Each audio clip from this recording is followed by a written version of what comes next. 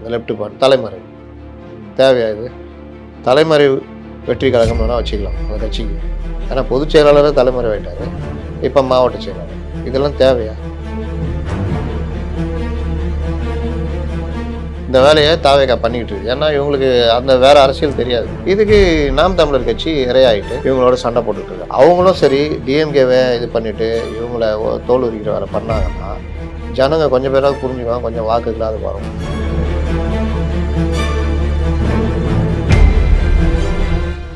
இவங்க கட்சிக்குள்ளே சிலர் இருக்காங்க, டிஎம்கே ஸ்லீப்பர் சிலர் அஜெண்டா. அதில் ஏடிஎம்கேவை டைரெக்டாக அட்டாக் பண்ணிருக்கு, ஏடிஎம்கேவை வம்பிழுத்துட்டு அதுக்குள்ளேயே சுத்த விடுறது. நாம் தமிழர் கட்சியை ஒரு டீம் மறைச்சிட்டு இருக்கு. அப்போ என்ன ஆகும்? நாம் தமிழர் கட்சி தாவேகாவோட மோதிட்டு இருக்கோம், ஏடிஎம்கே தாவேகாவோட மோதும், இவங்களுக்குள்ளேயே அடிச்சுக்குவாங்க. தாவேகாவுக்கு அசைன்மெண்ட்டை கொடுக்குறாங்க. தாவேகாவில் இருக்கிற ஸ்லீப்பர் செல்களுக்கு இந்த அசைன்மெண்ட்டு போகுது. ஆமாம், ஒரு 4-5 பேர் இருக்காங்க அசைன்மெண்ட்டு ஸ்லீப்பர் செல். ராத ஒரிஜினல் அதுதான் நேற்றுனா பேசுகிற ராத ஒரிஜினல் எடப்பாடி பழனிசாமியை தான் அட்டாக் பண்ணி பேசிகிட்டு இருக்கு.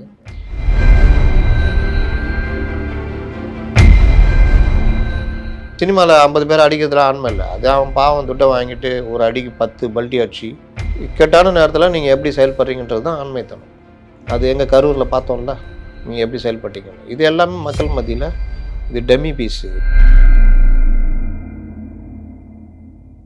உங்கள் விருப்பத்திற்கேற்ப விதவிதமா சமைக்க OMD மசாலா இப்போதே ஆர்டர் செய்யுங்கள். 4ஆம் துணை நேயர்கள் அனைவருக்கும் வணக்கம். இன்று நம் நிகழ்ச்சியின் சிறப்பு விருந்தினர் ஊடகவியலாளர் முத்தலிஃப் அவர்கள் இணைந்துள்ளார். வணக்கம் சார். வணக்கம்.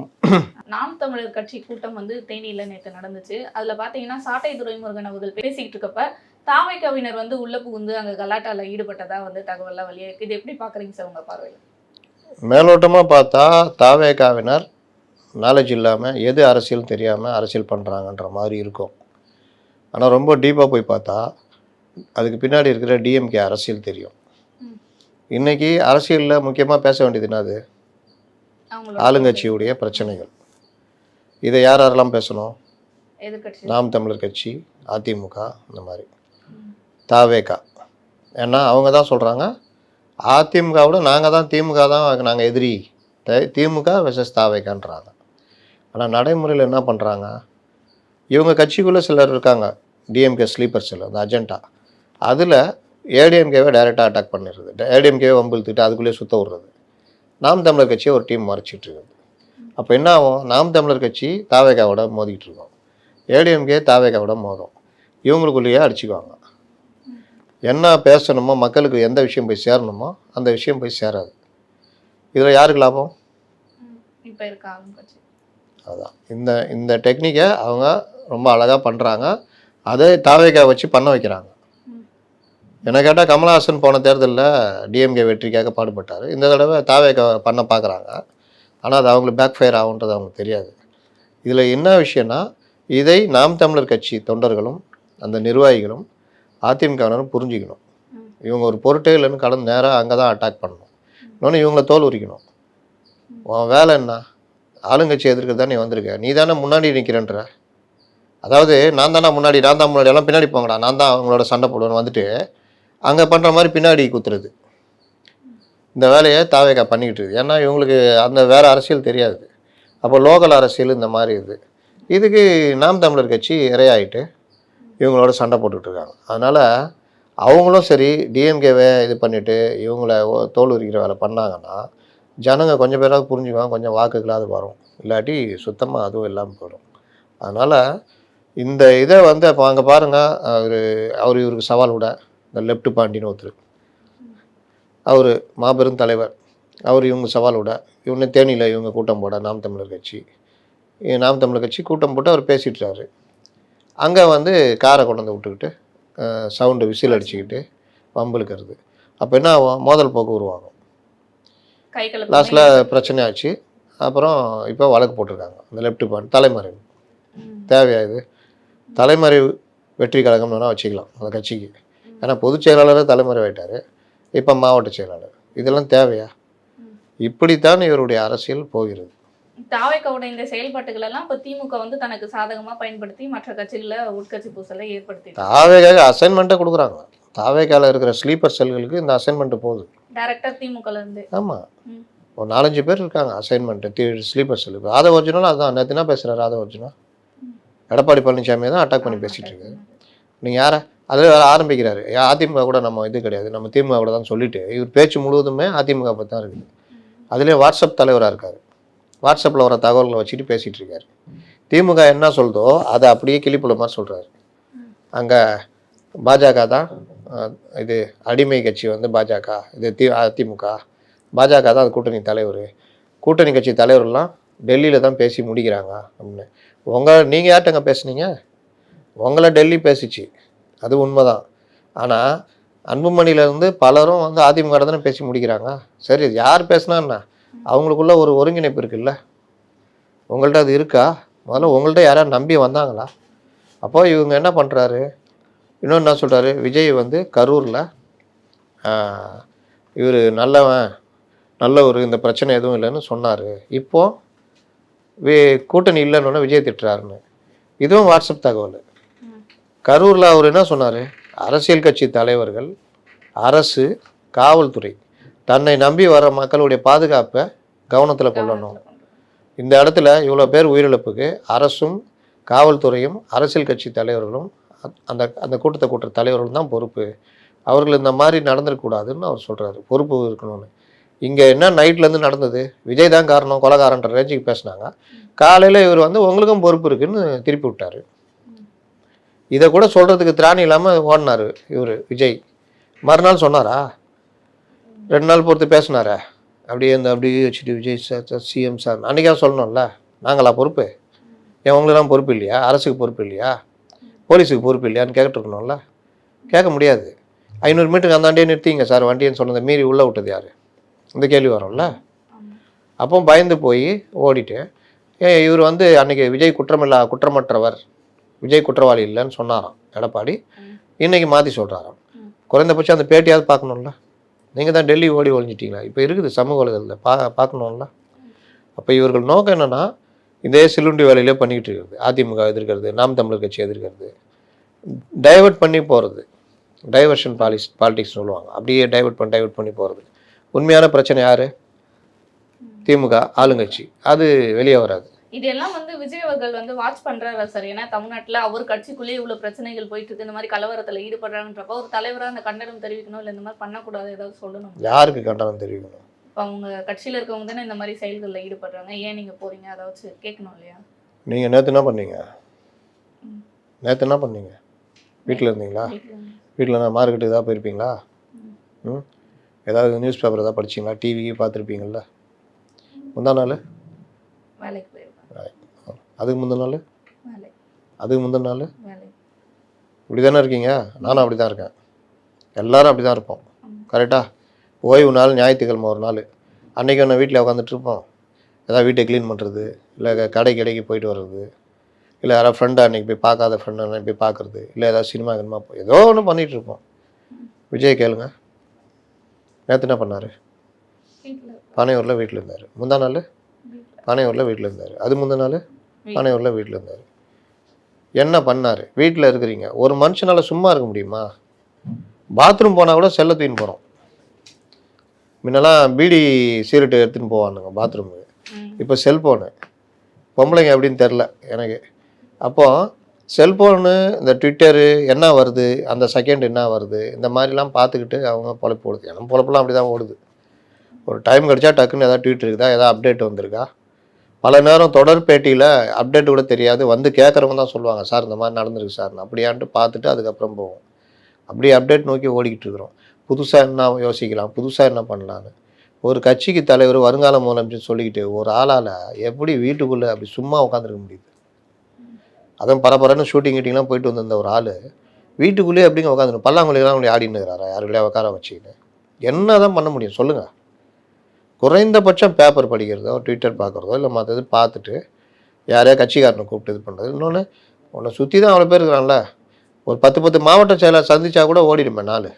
நிர்வாகியை கூப்பிட்டு டெய்லி நிர்வாகி ஆலோசனை, கட்சி ஆஃபீஸ்க்கு வர்றது. மற்ற தலைவர்கள் அப்படி தானே. கலைஞர்லாம் காலைல கிளம்பி வந்துடுவார். ஆட்சியில் இல்லாத போது காலைல அறிவாலயம் வந்துடுவார். மத்தியானம் வரைக்கும் இருப்பார். சாப்பாட்டுக்கு வீட்டுக்கு போவார். மறுபடியும் வருவார். மறுபடியும் சாயந்தரம் வரைக்கும் இருப்பார். சாயந்தரத்துக்கு மேலே அன்றைக்கி நிகழ்ச்சி பேட்டி கீட்டின்னு இந்த வர்றாரு போராடுறமே அதெல்லாம் வந்து சும்மா இருக்கிறதில்ல. கட்சி நிர்வாகிகளை சந்திக்கிறது, மாவட்ட நிர்வாகிகளை சந்திக்கிறது, பேட்டி கொடுக்கறது, பத்திரிகைகள் அறிக்கை எழுதுறது, தன்னுடைய பணி கதை எழுதுறது, கவிதை எழுது ஏதாவது அது தனி. முரசொலி ஆஃபீஸ் போவார், அந்த ஒர்க்கை பார்த்துட்டு வருவார். இந்த மாதிரி பம்பரமாக இயங்குவார். ஜெயலலிதா அப்படி தான். அவங்க வீட்டில் இருக்காங்கன்னு சொல்லியிருந்தாங்க. இதே மாதிரி வீட்டில் எல்லா ஃபைலும் வீட்டுக்கு போவோம், ஃபைல் பார்ப்பாங்க, இது பண்ணுவாங்க, டே டு டே ஆக்டிவிட்டீஸ் நடக்கும், சந்திக்கிறவங்கள சந்திப்பாங்க, அதிகாரிகளை வந்து சந்திப்பாங்க. இது இல்லாமல் அவங்க கோட்டைக்கு போனாங்கன்னா கோட்டை இது, கட்சி ஆஃபீஸுக்கு எப்போது வருவாங்க. ஆனால் வேலைன்றது இயங்கிக்கிட்டே இருக்கும்ல. என்றைக்காவது ஏடி இன்னும் கேட்டால் இவர் இவ்வளோ ஸ்பீடாக இருக்க கலைஞர் தேர்தல் நேரத்துலாம் பார்த்தீங்கன்னா ஜெயலலிதா தான் ஸ்பீடாக இருப்பாங்க. அந்த வேட்பாளர் தேர்வுலேருந்து எல்லாம் பட்டு பட்டு பட்டு முடிஞ்சிடும். ஒரு தலைமை யாரை எப்படி வேலை வாங்கணும்னு தெரியும், அவங்க இருக்கிற மாதிரி தான் தெரியும். ஆனால் வேலை நடந்துக்கிட்டே இருக்கும். அந்த வேலையுடைய இது ரிப்போர்ட் அவங்களுக்கு போய்கிட்டே இருக்கும். அதில் என்னென்ன பிரச்சனை அது உடனே சரி செய்யப்படும். இது ஜெயலலிதா. இன்னும் கேட்டால் ஜெயலலிதா சில சமயம் கீழே கூட வரமாட்டாங்க. நீங்கள் போய் உக்காந்திங்கன்னா ஒரு அவங்கள பார்த்துட்டு இருப்பாங்க, கேமரா இருக்கும், ஸ்பீக்கர் கேட்கும். பழைய பாஸ் என்ன படம் மாடர்ன் தேட்டர்ஸில் பாஸ் பி சொல்லுங்கள் பாஸ், இந்த குரல் மட்டும் கேட்கும். அந்த மாதிரி அவங்க பேசுவாங்க, இவங்க பதில் சொல்லுவாங்க, எல்லாம் முடிச்சுட்டு கிளம்பி வருவாங்க. வேலை இப்படி நடந்துக்கிட்டே இருக்கும். இன்னொன்று அவங்க வெளியில் போவாங்க, ஃபங்க்ஷன் கலந்துக்குவாங்க, எல்லாம் பண்ணுவாங்கல்ல. நீங்கள் என்ன பண்ணுறீங்க? நேற்று மட்டும் நீங்கள் வீட்டில் இருந்துட்டீங்க, நான் வீட்டில் இருந்துட்டேன். விஜய் மட்டும் வெளியில் வந்துட்டார், கல்யாணத்துக்கு போயிட்டார். கல்யாணத்துக்கு போகிற நேரமாக இது. எடப்பாடி பழனிசாமி அதே கல்யாணத்துக்கு போனார். இன்னும் 2 பொதுக்கூட்டம், ஒரு பேட்டி எல்லாம் கொடுத்தாரா இல்லையா? அந்த ஒரு நாள்ல அந்த அத்தனை அரசியல் வேலைகளும் சேர்த்து பார்க்குறேன். எல்லாம் அதாங்க வேலை. ஏங்க பரபரப்பா செயல்பட்டுமே இவங்க வந்து இப்போ முதல்வர் ஸ்டாலினை சொல்கிறோம், அவருடைய ஒரு நாள் என்ன அவர் கையில் யாருக்கு? அவர் ராம்பாக் போகிறாரு, பாக்யராஜ் மாதிரி போடுறாருன்னா சொல்கிறோம், அது விமர்சனம். ஆனால் அதை பண்ணுறாருல, அவருடைய வேலை ஒரு நாள் அவர் கையில் யாருக்கு? காலையில் ஒரு இடம், மத்தியானம் ஒரு இடம், சாயந்தரம் ஒரு இடம், நைட்டு வருது, கட்சிக்காரங்களை பார்க்குறது, எல்லா இதுவும் தானே போய்கிட்டு இருக்கு. முதல்வராக வேலை செய்கிறது எல்லாம் இருக்குது. எங்கேயாவது தெரிஞ்சுக்கிட்டே இருக்காரா இல்லையா? விஷுவலாக வராங்களா இல்லையா? ஒரு நாள் டெய்லி இன்னைக்கு படம் எடப்பாடி பழனிசாமி, நாளைக்கு படம் எடப்பாடி பழனிசாமி, நாளைக்கு படம், இப்படி வந்துக்கிட்டு இருக்காங்களா இல்லையா? நீங்கள் இதில் லட்சத்தில் நீங்கள் வந்து அவர் கேட்பாராம், அப்படியே கேட்டு அறுத்து தள்ளிடுவார். விருப்ப மனு தாக்கல் கூட அது விருப்ப மனு தாக்கலா? நான் வந்து மாவட்ட செயலாளர் இருப்பேன், நான் வந்து எம்எல்ஏக்கு நிற்கிற தகுதி எனக்கு இருக்கும், இல்லை கட்சி எனக்கு ஒதுக்குற இது இருக்கும், நான் வாங்குவேன். எனக்கு அடுத்து போட்டியாக இன்னொருத்தர் இருப்பார், அவர் வாங்குவார். புதுசாக ஒருத்தன் முளைச்சிருப்பான், ஒன்றிய செயலாளர் இருப்பான், துட்டு செலவு பண்ணி தேர்தல் நிற்கிறது ரெடியாக இருப்பான், வாங்குவான். இந்த மாதிரி ஒரு தொகுதியில் ஒரு கட்சிக்கு ஒரு 5-6 பேர் தான் இருப்பாங்க. 10 பேர் இருப்பாங்களா? அப்போ 10 பேர் தான் வாங்குவோம். 234 தொகுதி எடுத்திங்கன்னா மிஞ்சி போனால் எவ்வளோ பேர்? 2000 பேர் வாங்குவோம். கரெக்டா? அதை தாண்டி கண்டவனும் வந்து வாங்கக்கூடாதுன்னு ஒவ்வொரு கட்சியும் என்ன பண்ணும், 10,000, 15,000, 20,000, 30,000, 50,000 இப்படி வைப்பாங்க. இப்போ கமல்ஹாசன் கட்சியில் பெரிய கட்சி 50,000 ரூபா, திமுக அதிமுகலாம் சின்ன கட்சி 15,000, 20,000, அந்த 10,000 அப்படி வச்சுருப்பாங்க. அப்போது நீங்கள் போய் வாங்கும் பொழுது ஏன் இது ரெஸ்ட்ரிக்ஷனு? இவ்வளோ அமௌண்ட்டு கட்டி எல்லோரும் வாங்குவானா? நீங்கள் போய் ரோட்டில் போய் நின்றுட்டு நல்லா கரெக்டாக நோட்டீஸ் அடிச்சுக்குங்க, சும்மா புக்கு மாதிரி அப்படி நீட்டுங்க. அப்படி பைக்கு நிறுத்துறவங்க கூட வந்து நிறுத்து வாங்கி போவோம். அப்படி நீட்டும் போது 2 ரூபா கொடுங்க சார்னு சொல்லி வச்சுங்க, துட்டா அப்படின்ட்டு போயிடுவோம். அப்போது 100 ரூபாய்க்கு எவனா படி வைப்பானா? 10,000 ரூபாய்க்கு ஏன் விருப்பம் பண்ண வைக்கிறான்? கும்பல் வந்து விழக்கூடாது, தோளான் தொப்படி அவன் போகிறவன் வரவன்லாம் வாங்கக்கூடாது. போட்டியிடுற தகுதிக்கிறவன் 10,000 ரூபா செலவு பண்ணுவான் விருப்பமனுக்கு. கரெக்டாக? அதைத்தான் அவங்கள்ட்ட நான் திரும்ப திரும்ப கேட்டேன். போட்டியிடுற தகுதி உள்ளவன் தான் 10,000 ரூபா கொடுத்து வாங்குவோம். இல்லை நம்ம ஏன்டா நம்மளுக்கு நம்மளே நிற்க வைக்க போகிறாங்க, இல்லை சீட்டே கொடுத்துட்டாலும் நம்மகிட்ட காசாக இருக்குது. வியாபாரம் தானே கட்சி, இதெல்லாம் காசாக இருக்குது, நம்ம ஏன் நிற்கிறோம்? அப்படி தான்.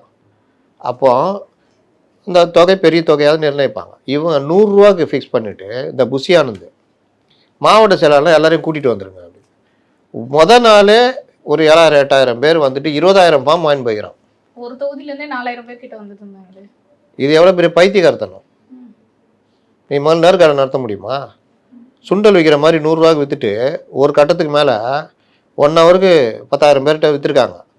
அதுக்கப்புறம் கூட்டம் நெரிசல் பார்த்தோன்னா இங்கே ஒரு கரூர் சம்பவம் நடந்துட போகுதுன்னு பயந்து போய் எவன் கை நிட்டானா ஃப்ரீயாக கொடுத்துருன்ட்டாங்க. அவன் 3 நாள்னு வாங்கிட்டு போனான். வாங்கிட்டு போய் என்ன பண்ணியிருப்பான்? இதுதான் இது ஒரு கட்சியான்னு கேட்குறேன். அதான் அவங்க இது எப்படி பெருமையா தான் நடைமுறை? சொல்றாங்க. சரி, எங்களுக்கு எவ்வளவு கூட்டம் பாத்தீங்களா அவ்வளோதான். அப்படின்ற இவ்வளோதான் இவங்களுடைய நாலேஜுன்ற. கூட்டத்துக்கு பேச வரணும். 185 கூட்டம் பேசியிருக்காரு எடப்பாடி பழனிசாமி. ஏப்பா எல்லா மாவட்டத்திலும் கூட்டு வந்து கும்பல் சேர்த்துட்டு அப்படியே வாங்கப்பா அப்படின்னு போகிறாங்க. போகிறாரு, அந்த கும்பல் அங்கே இருக்குது, பேசுகிறாரு, வெளியில் மக்கள்கிட்ட ரீச் ஆகுது, எல்லாம் ஓகே. நீங்கள் பேசவே வராது. எவனா எழுதி கொடுத்தா இந்த பவளவிழா பாப்பா அது இதுன்னு ஒரு 5 நிமிஷத்துல 8 நிமிஷம் பேச, அந்த மைனஸை ஈடுகட்டுறதுக்கு எல்லாரையும் வர வச்சிடுறது. ஏர்போர்ட்லேருந்து கும்பல் சேர்த்துன்னு ஆட்டின்னு காட்டின்னு அப்படியே மொல்லமாக போகிறது. இதனால் ஜனங்களுக்கு பிரச்சனை, போக்குவரத்து பிரச்சனை, எவனாவது ஆக்சிடென்ட் ஆகி செத்துருவான். அதுக்கப்புறம் அங்கே கும்பல் காற்று கடந்து 4 ஹவர் 5 ஹவர் ஆகி மயக்கத்தில் இருக்கும். இவர் இங்கே கும்பல் காட்டுவார். இந்த டிவிங்க டிஆர்பிக்காக இவர் கால் வச்சுட்டு தன் காலில் தானே ஏறினால், படிக்கட்டில் ஏறிய விஜய், கைப்பிடியை பிடித்து கொண்டு நின்ற விஜய், கைக்குட்டை எடுத்து முகத்தை துடைத்த விஜய், தன் பேப்பரை தன் கையாலே பிடித்து படித்த விஜய், தன் கண்ணாலேயே பார்த்து படித்த விஜய், இப்படிலாம் தலை போட்டு இது யாருக்கு தேவை? இது எல்லாம் எண்ட் ஆஃப் தி டே 5 நிமிஷத்துக்கு பிரயோஜனம் இல்லை. ஜனங்க நீ எப்படி பேசுகிற, மக்கள் பிரச்சனை என்ன, அதை பார்த்தா ஓட்டு போடுவோம். அப்போது இந்த மாதிரி ரோட் ஷோ இதெல்லாம் நடத்துது. அதே மாதிரி தான் இதையும் ஒரு ஷோ கட்டுறாங்க. இந்த ஷோனால யாருக்கு என்ன லாபம்ன்ற. ஏன்னா எடப்பாடி அவர்களும் ஸ்டாலின் அவர்களும் இதே மாதிரி பல நிகழ்வுகள் நடக்குது. ஆனா விஜய் மட்டும் ஹைலைட் பண்ணி அப்ப அது வந்து பெருசா ஆயிடுச்சு. விஜய் அவர்கள் இதை பண்றதே பெருசா அப்ப மக்கள் மனதுல நினைக்க ஆரம்பிச்சிட்டாங்க போல. நினைச்சு சொல்லுங்க, அடுத்து சொல்லுங்க. ஒரு யூஸும் இல்லை. அப்புறம் என்ன, இதுதான் நான் சொன்னேன். ஏங்க மக்கள்லாம் சேர்க்காதீங்க. என்ன மக்கள், பொதுமக்களா வந்தாங்க வாங்கலாம். அதே மக்கள் ஆச்சரியமா பார்க்க ஆரம்பிச்சிட்டாங்க. ஆமா, ஏங்க சட்டை கிழிச்சிட்டு ஒருத்தர் போனா கூட ஆச்சரியமா பார்ப்பாங்க. ஒரு நடிகை சாதாரணமாக வந்தாலும் ஆச்சரியமாக பார்ப்பாங்க. அரகுறை ட்ரெஸ் போட்டு வந்தால் இன்னும் ஆச்சரியமாக பார்ப்பாங்க. இன்னும் இந்த பிகினி ட்ரெஸ்ஸில் வந்தால் இன்னும் ஆச்சரியமாக பார்ப்பாங்க. அவங்க உளுந்து எடுத்துக்கிட்டு செல்ஃபி எடுப்பாங்க. அப்படி பைக்கில் போவோம், என்னப்பா நடிகை பிகினி ட்ரெஸ்ஸில் நின்றுக்கிறாங்க, வண்டியை ஓரம் கட்டு ஓடி போய் எடுப்பாங்க. இது நீங்கள் என்ன சொல்லுவீங்க? மக்கள் ஆச்சரியமாக பார்க்கிறார்கள், மக்கள் விரும்பி பார்க்கிறார்கள். என்ன அதுதான் சொல்றேன், ஓவர் ஹைப் கிரியேட் பண்றாங்களே அந்த அளவுக்கு விஜய். அதுதான் நானும் சொல்கிறேன், ஓவர் ஹைப் கிரியேட் பண்ணுறது பைத்தியக்காரத்தனம் தானே சொல்கிறேன். இவன் சினிமாவிலேருந்து ஒன்று வெளியே வரவே இல்லை. அந்த இமேஜை மெயின்டைன் பண்ணணும். விஜய் நேற்று பொதுக்கூட்டம் நடந்ததா இல்லையா? கோபியில் நடந்ததில்லை. ஏன் அதுக்கு விஜய் போல? சாதாரணமாக பர்மிஷன் கொடுத்துட்டாங்களா இல்லையா? போய் நடத்துகிறாங்களா இல்லையா? அப்புறம் ஏன் பந்தா பண்ணுறீங்க? விஜய்க்கு பர்மிஷனே கொடுக்க மாட்டேன், உருட்டுறீங்க. என்னன்னா எங்கேயா ஒரு மண்டபத்தை பிடிச்சிக்கிறது, ஒரு 5000 பேர் QR கோடு கொடுத்து உள்ளே விட்டுறது இவங்க கட்சிக்காரனை. அங்கே வந்து தற்பெருமை பேசுகிறவங்கெல்லாம் விஜய் முடிவு பண்ணிட்டாங்க, மக்கள் முடிவு பண்ணிட்டாங்க விஜய் வருவாருன்றது. அப்புறம் இவர் தானே புகழ்ந்துக்கிறது. ஒரு 5 நிமிஷம் பேசிட்டு போயிடுறது. எல்லாம் கட்சிக்காரன். என்ன யூஸ்? மக்கள் பிரச்சனை பேசுறதே கிடையாது. மக்கள் பிரச்சனை எப்படி பேசணும்? பொதுக்கூட்டங்கள் வாயிலாக ஒவ்வொரு மாவட்டத்தில் அங்கே போட்டு பேசணும். அதுக்கு நான் வரமாட்டேன், நீங்கள் நடத்திக்கங்க. நான் வரணுன்னா ஏன் மண்டபம் முடி, அங்கே நம்ம கட்சிக்காரன் தான் இருக்கணும். நான் வந்து அப்படி சீனை போடுவேன், இப்படின்னுவேன் இன்னும் அந்த சினிமா விட்டு வெளியே வர மாட்டேன். அது பண்ணிட்டு போயிடுவேன். இதை டிவிக்காரன் எடுத்து போடுவான். பார்த்தீங்களா 1,00,000 பேர் பார்க்க தான் ஏன் செய்வான். எது ஆக்சிடென்ட் ஆனால் கூட பார்க்குறான். ஏன்னா மாதிரி ஆக்சிடென்ட் தெரியுமா? 10,00,000 பேர் பார்த்தான் அப்படின்னா அது பெருமையாது. எல்லாத்தையும் ஜனங்க பார்க்க தாங்க செய்யுது. அந்த உலகங்க இது பார்க்குறதுக்கு மாறிச்சுல, இது படிக்கிற விதமாக இது பார்க்குற உலகம். அப்போ எல்லாம் தான் மாறிச்சு. ஒரு ஆக்சிடென்ட் ஆகுது, அமைச்சர் தூக்கி காரில் ஏற்றி அனுப்புறாரு, தெய்வங்கள் எல்லாம் சோர்ந்தே போகன்னு பாட்டை போட்டுக்கிறானுங்க. இதனால என்ன யூஸு? பார்த்தீங்களா, அதை 10,00,000 பேர் பார்த்தானுங்க. பார்த்து நீ வந்து ஒருத்தனை ஆக்சிடெண்ட்டில் காப்பாற்றினா 100 ரூட் எக்ஸ்ட்ரா போட்டுருவானா? உன்னை நல்லவன் நம்பிடுவானா? நீங்கள் எப்படி ஆட்சி பண்ணுறீங்க, எப்படி பண்ணுறீங்க, அதை பொறுத்து தான் உங்களோட மதிப்பாங்க. அந்த ரேம்ப் வாக் போய்கிட்டு அதே மாதிரி விஜய் மாதிரி வாங்கி போட்டு சுற்றிட்டு போயிருந்தா டிஎன்பிஎஸ்சி இந்த கூத்து நடந்தது. அவர் எவ்வளோ அழகாக நடக்கிறார் பாரு, அண்ணா மாதிரி போனார். அவர் பையன் பார்த்தியா செல்ஃபி பிடிச்சாரு, எப்படி இருந்தது? டிஎன்பிஎஸ்சி பற்றி பேசினுக்கிறேன் நான் சொல்லுவான். இதையும் பார்ப்பான், அவன் தீர்மானிச்சிருவான் எவன் கரெக்ட். அந்த மாதிரி விஜய் வராது பெரிய மைனஸ் தானே அந்த கட்சிக்கு. வீட்டுக்குள்ளேயே பதுங்கி இருக்கிறாருன்றது மைனஸ் தானே. அதை மறைக்கிறதுக்கு இவங்க என்ன வேணால் சால்ஜாப் சொல்லிட்டோம். ஆனால் என்ன யூஸு? ஜனங்க மத்தியில் பதிஞ்சு போச்சு. இப்போவே வராதாலும் எப்போ நீ வர போகிறன்றது தான் எல்லாருக்குமே அதிருப்தி இருக்குது. இந்த விசிலடிச்சாங்குஞ்சிங்க கூட இருக்கிறதுங்க எல்லாம் ஓட்டு போடும் எல்லாம். ஆனால் பொது ஜனங்க இவருக்கு போடலாம்பா அப்படின்னு நினச்சிருந்தாங்களா, அவெல்லாம் இப்போ யோசிக்க ஆரம்பிச்சிட்டான். அந்த கரூர் சம்பவத்துக்கு பிறகு இவருடைய ஆளுமையே கேள்விக்குறி ஆயிடுச்சு. இவர் ஒரு லீடர்ஷிப் குவாலிட்டியே இவர் கிடையாது, பயந்தாங்கொல்லி. இவர்கள் வந்து அதாவது பால்வாடி கட்சிகள், இவர்கள் இந்த மாதிரி தான் இருக்கிறாங்க, குழந்தைத்தனமாக இருக்கிறார்கள், அப்படி மக்கள் பார்க்க ஆரம்பிச்சிட்டாங்க. இவங்க வந்து மெச்சூரிட்டியாக இல்லை, ஒரு மெச்சூரிட்டி பாலிடிக்ஸ் இவங்கள்ட்ட இல்லை, மக்கள் பிரச்சனை இவங்க பேசலை, உண்மையிலேயே சேவை மனப்பான்மையில் வரல, லாப நோக்கோட வந்திருக்காங்க அரசியலுக்கு. வந்தால் சினிமா பார்த்துட்டு ஓட்டு போடுவான்னு வந்திருக்காங்க. நேர்மை பேசுறதுலாம் அயோக்கியத்தனம்.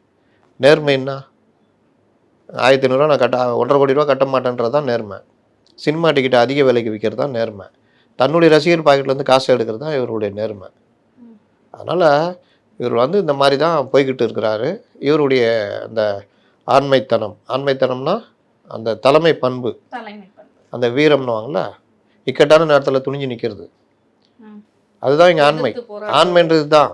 சினிமாவில் 50 பேர் அடிக்கிறதுல ஆண்மை இல்லை. அது அவன் பாவம் துட்டை வாங்கிட்டு ஒரு அடிக்கு 10 பல்ட்டி அடிச்சு, அப்புறம் கிராஃபிக்ஸில் இதிலெல்லாம் கீழே விழுந்த இது அந்த கிராவிடேஷன் ஃபோர்ஸுக்கு எதிராக ஒரு மனுஷன் கீழே விழுந்து என்ன ஜம்ப் ஆகுதுன்னா ரப்பராக உடம்புல இருக்குது, விழுந்துருவான். இப்படி விழுந்து எந்திரிச்சோன்னே இன்னொரு குத்து விடுவார், அங்கே போய் டிரான்ஸ்ஃபார்மரில் அடித்து இல்லை காரில் அடித்தோன்னு கார் இப்படி ஆகிடும். நான் மேட்ரிக்ஸ் பண்ண மாட்டேன் காட்டுறீங்க, இது பார்க்குறதுக்கு நல்லாயிருக்கும். இது ஆண்மைத்தனமா? இக்கட்டான நேரத்தில் நீங்கள் எப்படி செயல்படுறீங்கன்றது தான் ஆண்மைத்தனம். அது எங்கள் கரூரில் பார்த்தோம்ல, நீங்கள் எப்படி செயல்பட்டீங்கன்னு. இது எல்லாமே மக்கள் மத்தியில் இது டெமி பீஸு அப்படின்றது, அதுதான் பிரச்சனை. தொடர்ந்து பல நிகழ்வுகளை பற்றி பேசுவோம்.